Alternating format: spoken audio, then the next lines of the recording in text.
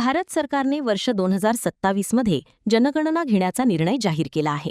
त्यानुसार गोंदिया जिल्ह्यात 1 मे ते 15 मे 2026 या कालावधीत स्वगणना म्हणजेच सेल्फ एन्युमरेशन, तर 16 मे ते 14 जून 2026 या कालावधीत प्रत्यक्ष घरभेटीद्वारे जनगणना करण्यात येणार आहे.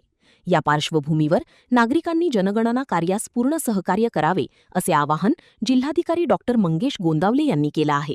या प्रक्रियेत जिल्ह्यातील प्रत्येक घर व व्यक्तीची अचूक नोंदणी केली जाणार असून शासनाच्या विविध योजनांची प्रभावी अंमलबजावणी व विकास आराखड्यासाठी ही माहिती अत्यंत महत्त्वाची ठरणार आहे. त्यामुळे गोंदिया जिल्ह्यातील नागरिकांनी या राष्ट्रीय कार्यात सक्रिय सहभाग नोंदवावा असे आवाहन जिल्हाधिकारी डॉ. मंगेश गोंदावले यांनी केलं आहे. जनगणनेची आपण सुरुवात 1 मे पासून करतो आहे.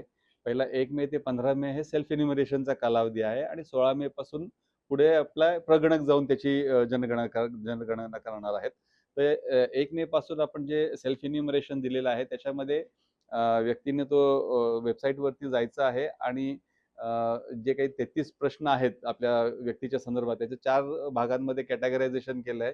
जे कुटुंबाची माहिती असेल, घराच्या संदर्भातली माहिती असेल किंवा इतर काही माहिती, तर हे असे जे 33 प्रश्न आहेत त्याची माहिती त्यांनी स्वतः भरायची आहे. ती माहिती भरल्यानंतर एक कोड जनरेट होईल, त्याला एसी कोड किंवा सेल्फ इन्युमरेशन कोड असं म्हणतात.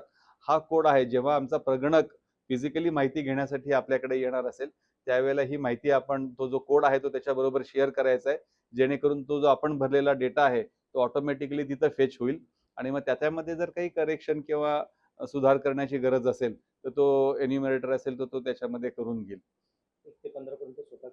1 ते 15 पर्यंत स्वतः करायची आहे आणि 15 तारखेनंतर आमचे प्रगणक दारोदारी फिरून हे जनगणनेचं काम पूर्ण करणार आहेत.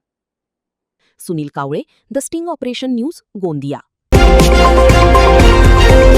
द स्टिंग ऑपरेशन न्यूज, सत्याचे दुसरे नाव, अन्यायावर लेखणीचा घाव.